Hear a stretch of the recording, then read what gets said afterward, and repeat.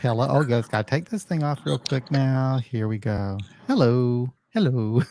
Hi, Mary. How you Hey, doing over John, there? how are you doing? I'm doing good. You're the first person I see when I take out that picture off. Good to see you over there. Oh, Lordy.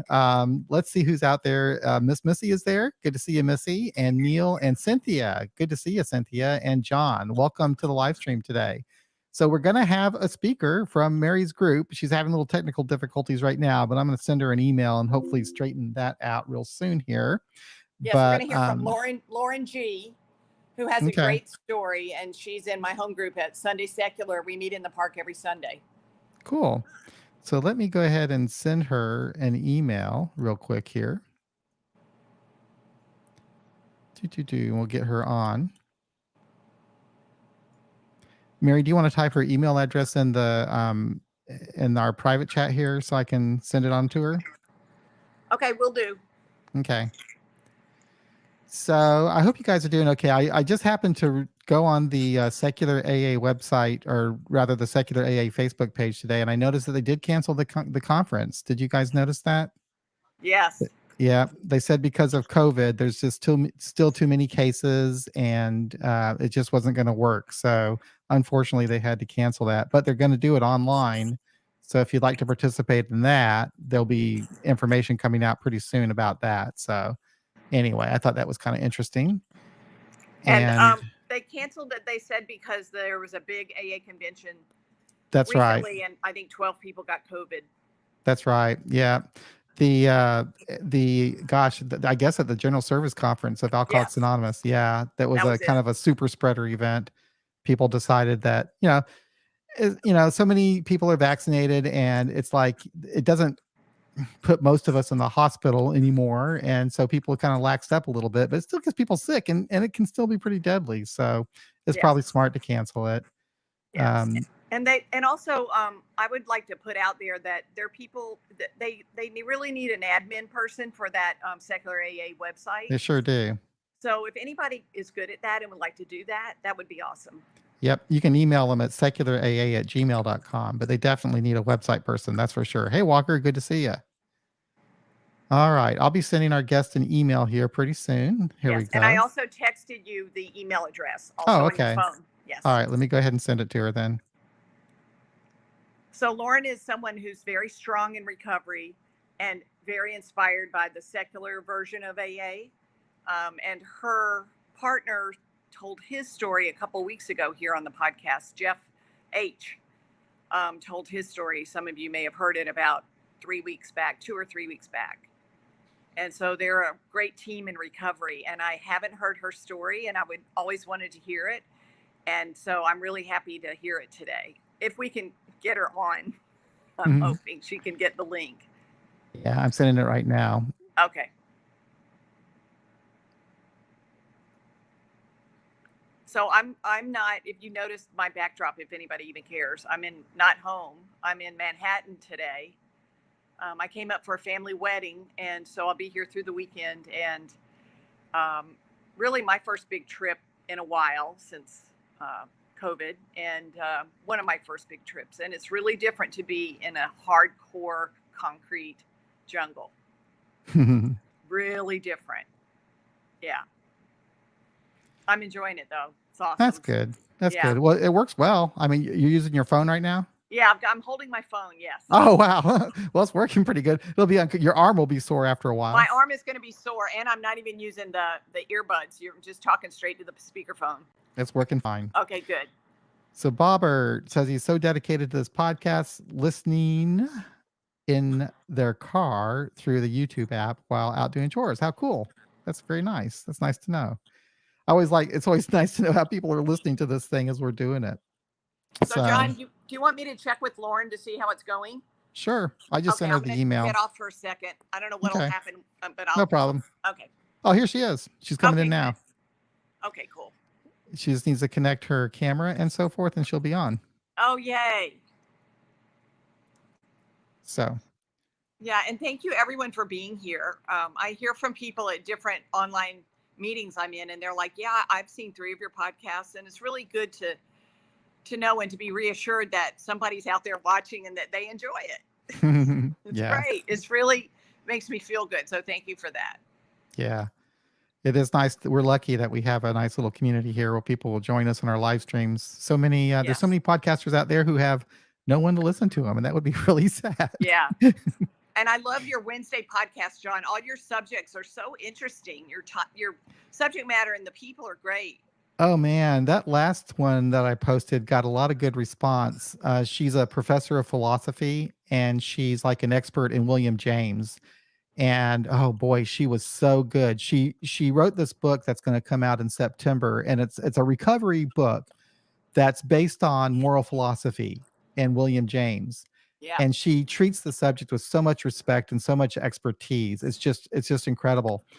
And I found it really unique among any of the secular recovery books that are out there now. You know, it's a completely unique take on it, but very good and intelligently thought out one.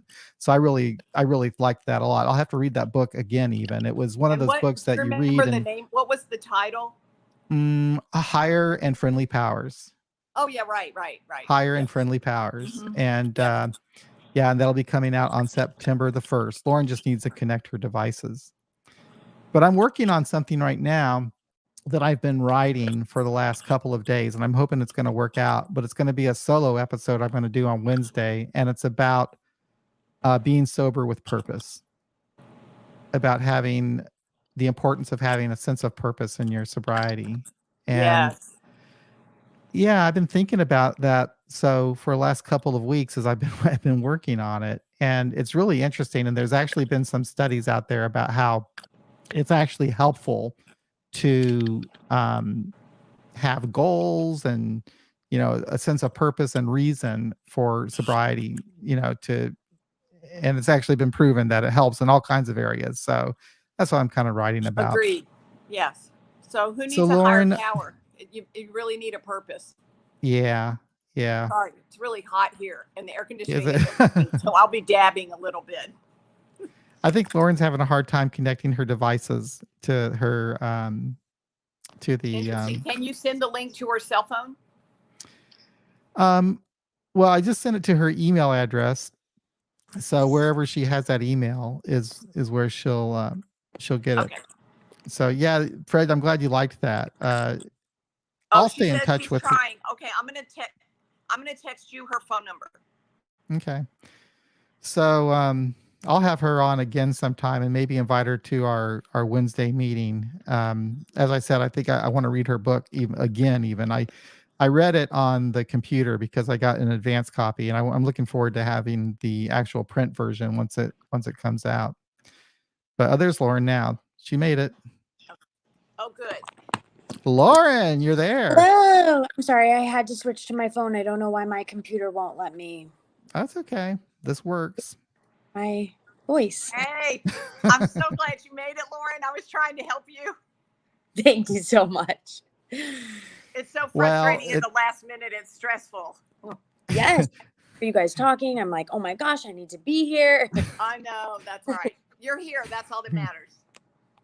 Yeah. So Lauren, why don't we have a conversation surrounding your story? And maybe there's a particular topic related to your journey that you're on right now that you want to focus on. Whatever you want to talk about, you start off, and we will have a conversation around that. Maybe share with you where we relate, and there will be people that might be calling in on the phone and commenting as you talk.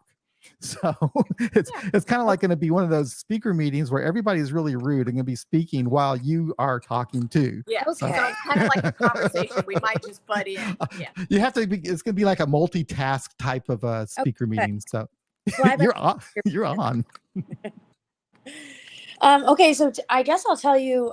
Today I am deepening my meditation practice. I'm going to do a meditation training just so that I can endeavor into a deeper practice, not to train others, maybe quite. And I also am recommitting to a yoga teacher training. So I have been certified and have taught, but there's a studio in Savannah that was offering a mini series. And so I'm in this place of reconnection to my spirituality, I would say. What else? And how much sobriety? What's your sobriety date? My sobriety date is October 8th, the 13th, I think, 13th year. I'm coming up on 9 years. That's great. Great. Awesome. Thanks. And you started out in traditional AA, correct? I started out in traditional AA. We moved here from the Northeast, from New Hampshire. And I feel like the AA recovery life there is a little bit harsher or a little bit more intense. I don't know if it's because of the location and the fact that like Bill Wilson was close to where we were established, and so there's this like sense of birth there in sobriety. There was also this epidemic that was happening with opioids and fentanyl and heroin and everything that was really pushing this sobriety in our culture, in our system. Was it that you were getting people that were having problems with opioid addiction who were talking about that in meetings, and was that causing a problem, or is it just a huge influx of people that were getting into meetings? I would say a huge influx of people that were getting to meetings. So something was happening in the area where a lot of recovery facilities were springing up. There was a lot of people traveling to this area to get sober. And then if you've ever been to a facility, that's not part of my story. I did work in one. You then Lauren, start to I'm build having a hard time hearing you. Are you on an earbud or just speaking to the phone? To the phone. Is it possible you could put an earbud in? If not, Yes, I think maybe. It might make it a little less staticky. What do you think, John? Okay. Yeah. Yeah, it's different than Zoom. These live streams. You'll get echo from your speakers that will kind of spill over. So Fred H has been working on meditation on Sam Harris's Waking Up site. I have not been following Sam Harris very much, but I know that he's into all of that, and he's also isn't he also a neuroscientist? So he kind of understands, how the brain works and how meditation actually helps the brain. I think that's better already, Lauren. Oh, good. Yeah, that's thank you. a tremendous amount Perfect. better. Yeah. Perfect. Yeah, that's almost a must to have earbuds. Okay, there you go. Thank you. It said suggestion, Yeah, okay, right. So yeah, I don't know what it was, but there was a very big influx of recovering people in our AA community in this location. Yeah. So And anyway, so you go ahead. Mary. Go, John. You go, John. Well, Fred's talking about meditation, and since that's what you're interested in right now, let's talk about it. I have not been good at meditating since I've been sober, and I know it's something that's important. There was a time, actually, I met somebody from New England who had what they called an 11th step meeting, and at the time, this was like many years ago. At the time, I'd never heard of it before. It was somewhat unique, and we didn't have anything like that going on in Kansas City. So he sent me the format. And so we started that up in Kansas City, and it was really popular. And what we did is, if I remember right, we would start the meeting with like, I think 20 minutes of meditation. And then we'd go around the room and kind of share about our experience. It was really supposed to be kind of focused on step 11 and how and what we're doing with meditation.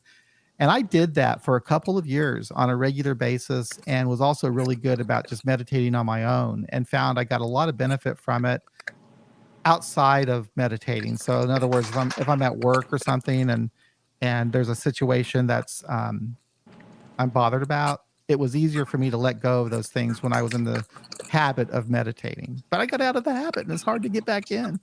So how do you go about meditating and stay with it? Well, for me, my practice currently has been a lot of if I'm feeling distant or disconnected from my meditation, I will use my time at night to do a guided meditation, one that I can just put on my phone so that I'm more so making the habit than I am like really getting fancy and being the best meditator and doing all of those extra zhuzhy things. So that's usually my go-to. And I work in the regular world, I would say, and I'm always telling my clients about all of the apps that I'm using, about taking time to breathe.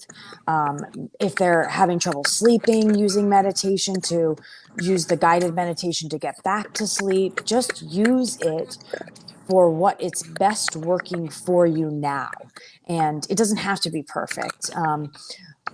It it's not supposed to be perfect. It's a practice. Absolutely. And It's a great way to look at it. It's like exercising because you encourage people and motivate people to be physically fit. And so it's really about not waiting for the motivation, just doing the practice one step at a time, right? Yeah, definitely. There was a quote I heard that was like, motivation will get you started, but like a habit and a drive will keep you going. Like, what is keeping you going? How can you return to that? Um, the why, we call it at my work or in my field of practice. Like, what is your why? Why are you doing this? How do you draw yourself back to these things that are good for you that you might have gotten away from? that's so interesting. That's exactly what I've been thinking about the last couple of weeks. I was telling Mary that I've been working on an episode that I'm going to be doing about purpose, living with Mm. purpose. And the whole thing there is that you ask yourself why? Why am I sober? What's my purpose? What's my reason for all of this? I was going to ask you something though. I'm kind of curious. This we when I was doing this meditation meeting, we had this. There was a lot of people who thought that they needed to have their mind emptied of all thoughts, and they always felt like they were failing because they couldn't get rid of their thoughts. And I was of the school that I used my thoughts. So in other words, I was trying to practice of not hanging on to my thoughts. So I used meditation as a way to learn how to let my thoughts just kind of drift by. And I'm wondering, what are your thoughts about thoughts? Amazing. My thoughts about this are that well, I was just listening to a podcast before this on my way home, and this man has gone through all these different types of meditations, and it kind of like reminded me that there are so many different versions, that there are so many different styles that people have created and found what worked for them and they really lit up with and was like, hey, this worked for me, I should share this with other people, maybe this might work for them.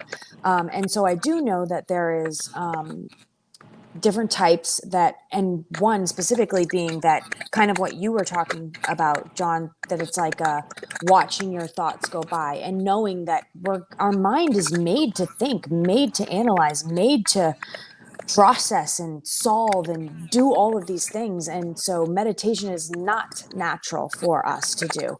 It's almost like we are training the mind. If you think like I'm training the body, I'm working out in the gym, I'm training myself to do these things. We're training the mind to let go of those thoughts more easily or to gracefully watch them as they walk by or float by or down a river or on clouds or whatever it is that is working for you in this moment, really. Because there was another thing that I was listening to that was talking about we seek meditation in terms of like a moment that we enjoyed, right? Oh, wow, I had such a good meditation that last time, and I really want to do that again. But we can never repeat that meditation. We need to go into every moment, every meditation, looking for a new experience, looking for what am I going to see or find in this moment, as opposed to, God, that one was so good before. How do I get back there? We want to Yes. create that feeling all the time.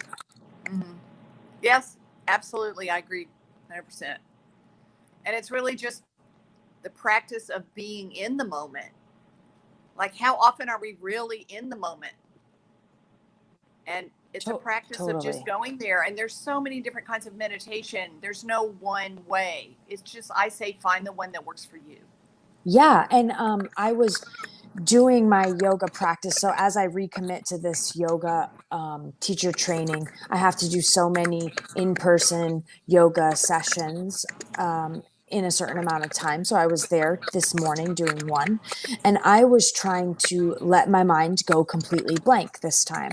I was trying to not watch the thoughts, and there was music playing. And so I was trying to think about like the music as colors and impulses and energy waves, as opposed to having any thoughts, using that almost as a mindfulness technique to, instead of engage in thought or what, or let my mind think, more so kind of let it be a little bit more blank.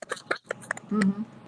I don't think you could, the minute we start saying, I don't want to hear my thoughts, or I want my thoughts to go blank, they just get bigger. Yes. Yeah, they start to take over.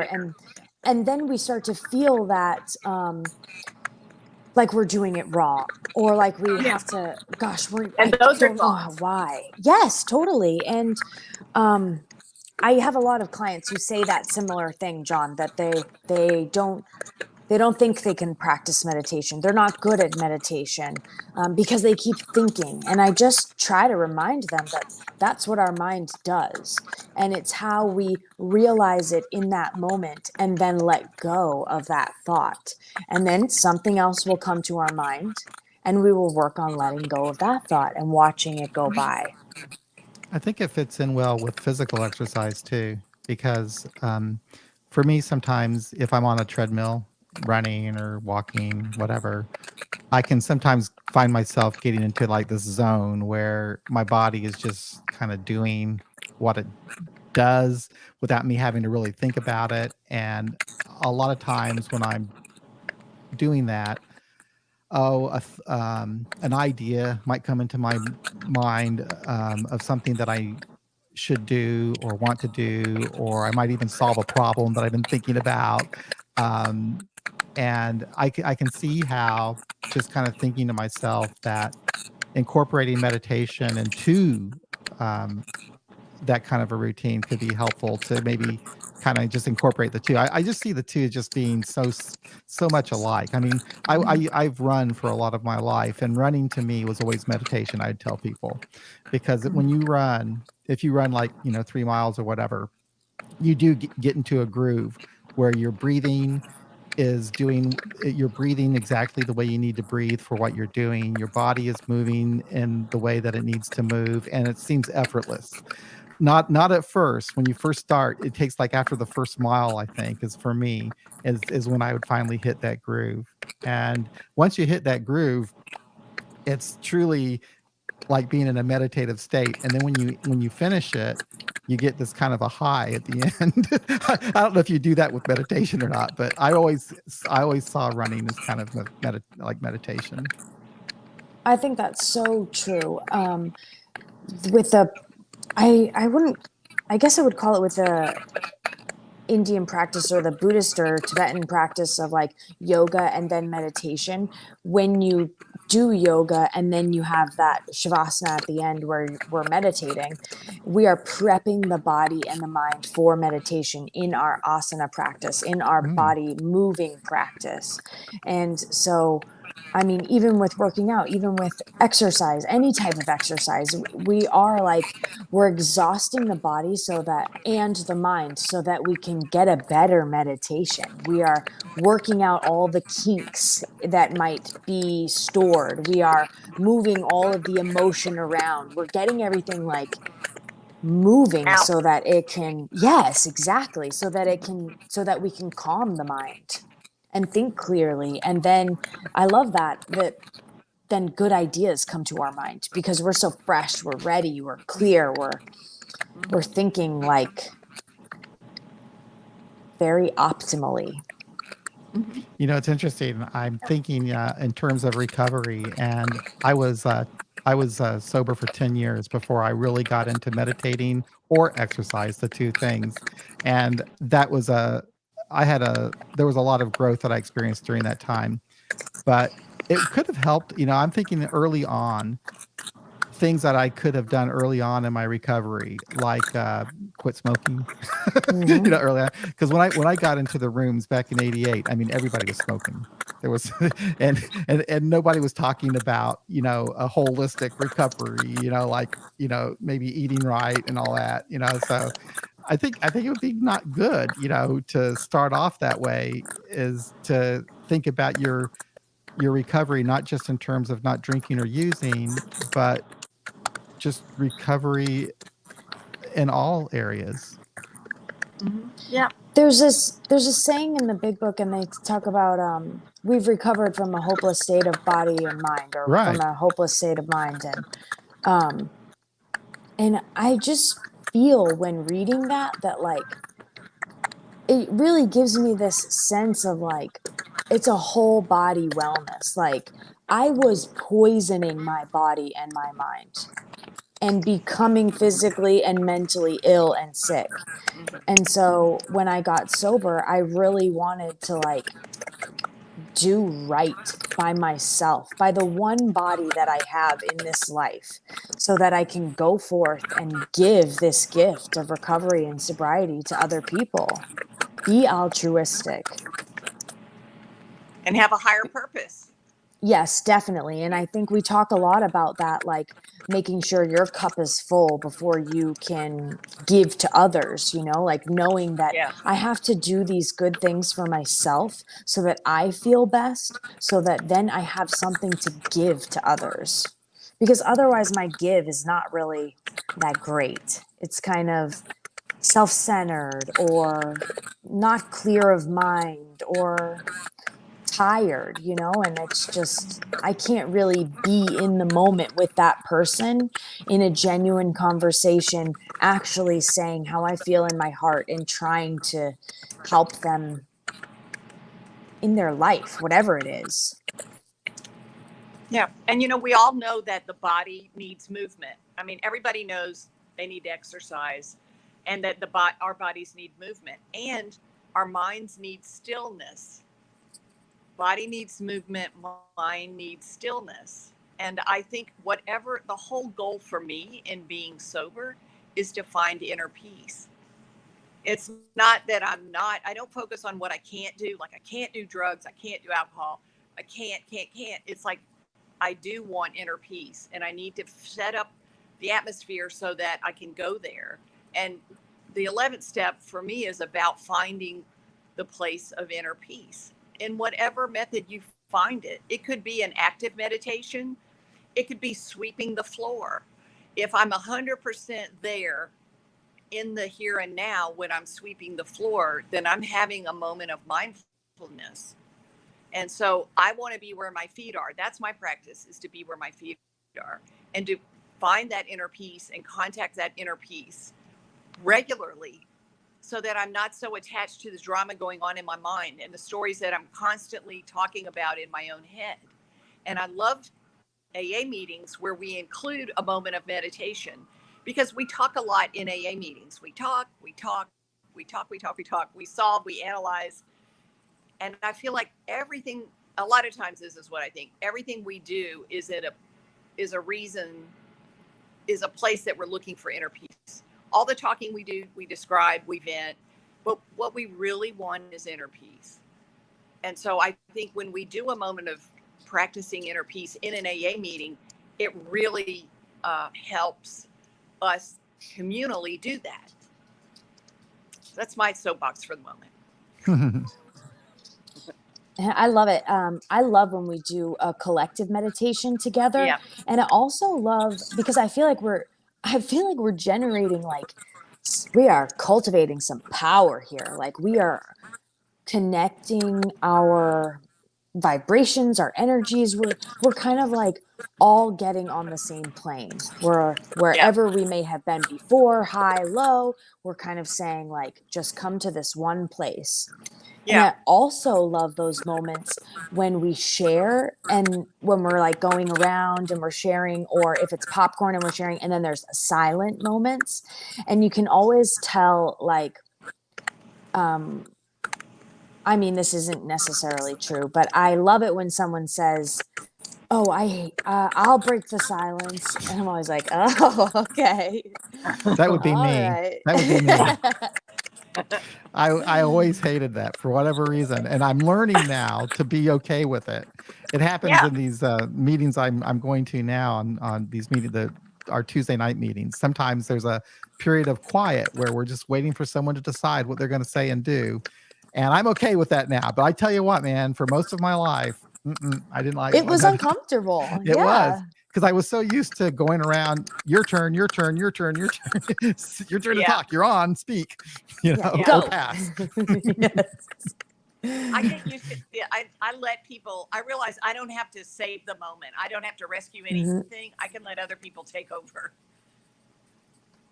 Totally. So tell us a little bit, Lauren, about how you found the secular interpretation of AA, and how do you feel about that now? What is it? What part is that in your recovery? What do you enjoy about it? Um, well, I enjoy that. I feel like the I feel like in a real healthy secular AA meeting, I feel no biased one way or the other. And I know that when I first got sober, I felt that in the rooms of Alcoholics Anonymous and at the meetings.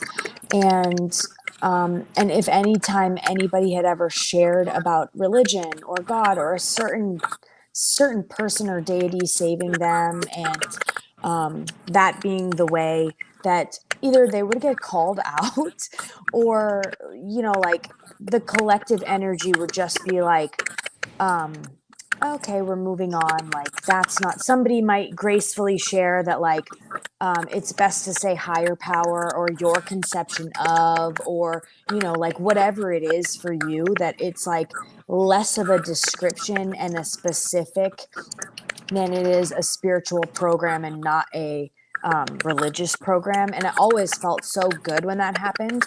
And I will say, I love Georgia, but when I moved down here, I mean, we're in the Bible Belt or whatever it is. And I started feeling that again. And I was, if from looking from the outside, like, and taking it at face value, I was creating a new connectedness in AA. Like, these are not my people yet. I don't know them. I haven't found my meetings. I haven't found my tribe. I don't know, I'm doing it all over again. Yeah, I'm sober, but it's still just as uncomfortable. So I'm in this vulnerable state where things start to bother me a little bit more and I'm uncomfortable with people talking about religion and whatever it is. And so Jeff had mentioned, so, and I think it was Nick, one of our fellow AAs had mentioned secular meeting, and I was like, oh, cool. And I didn't even really know what it was, and then we met one day in the park, and I was like, oh, this is so nice, like out in the park. I didn't feel like I had lost anything from AA, that there was anything missing or anything like that, and just felt like a regular AA meeting, and it felt really good. And so I think that that's been my kind of, like, I was looking for something that just felt like home and felt like safe, and I found it there, and it was so wonderful. And then the meeting is developing and growing deeper in its roots, and it gives me the opportunity to really dive a little bit deeper into what secular really means, and like, what is that? And like, there's secular, and then there's free thinkers, and there's like a couple, or agnostic, and there's like some other versions that I get to kind of say, okay, what is this? What's happening here? Like, what's going on? What is the identification of this? And like, how can I fit in this identification, kind of? So it's been really interesting. I wouldn't say that I'm like a non-believer or that I'm like a strict secular person, but I am finding that for me, that just means non-religious. And I really like that. That's the definition of Everybody secular. Yeah, everybody comes from their own perspective and their own backgrounds, and they have their own way of describing what really is, when you get down to it, a real human experience. It's what recovery is, where we're growing and changing and learning, and you know, I can respect that there are people who want to, express that experience in ways that are meaningful to them, that might be, using, spiritual terminology or even outside forces and things like that. And that's okay with me. That's how they understand it and describe it. And then there are people who, feel more empowered when they describe that experience from what they do, and without thinking so much in a different way. But when you get down to it, as long as everybody respects each other's way of describing that experience, it's all the same, and we can, support one another. It's just language when you get Totally. right down to it. The problem might be if someone insists that it's their way that be the only way to talk about sobriety, and if you don't talk about it in that way, then you need to go somewhere else. That's an issue. But other than that, it shouldn't be a problem. Agreed. And I don't think mostly in secular meetings it is. I know that in the meeting that I was going to in Kansas City, we would have people sometimes who were very religious, who went to church, and but they didn't need to incorporate that into how they talk about their recovery. Well, and I think that that's so like, and I don't like saying it this way, but the way that it should be. I think that that's how it should just be. I mean, it's not about, I have no monopoly on the way or what you believe. And frankly, it's none of my business. And I don't need to know that. I don't need to know, what it is that you believe. If we create a deeper connection and a deeper friendship, then yeah, I'll probably ask and want to understand. But it's not about defining that. And I really like how you said that about it's not about like telling you my depiction or how that works for me. It's like our common goal and common peril is alcoholism, and that's what it is, and that's what it should always be. Dale's funny. We have had audio issues here. What does Dale say? Well, there's been a lot of audio issues. So like when Lauren's talking, you hear a lot of clicking noises. Clicking, I can hear it. Yeah. So Dale says being able to ignore the typing sound and just listen to Lauren is one benefit of meditation. So I'm glad we could help out there. Yeah. I think meditation does give our minds a way to ignore discomfort, and so that we're not so attached to our thinking. And so it is a practice so that you don't get all wadded up about the typing noise, right? Yeah, definitely. It helps. Yeah. I mean, we'll be in the park and there'll be kids running around and people riding their bikes, cars driving by, and we're saying, let's just relax in this moment. Like, it doesn't matter what's happening around us. Yes. Right. Yeah. You know how serene you are until another person is involved in the scene. Yes. So tell me, how do you stay sober today now, Lauren? How do you stay sober now that you have 13 years? No, eight, almost 9. I thought, sorry, 8. I don't know why I heard 13 here. I'd be so lucky, and hopefully I'll get there one day. So today it's really like, I would say conventional. It's very classic. Like, I know that I need to go to meetings. I know that I need to work with a sponsor, and I don't necessarily need to be working the steps.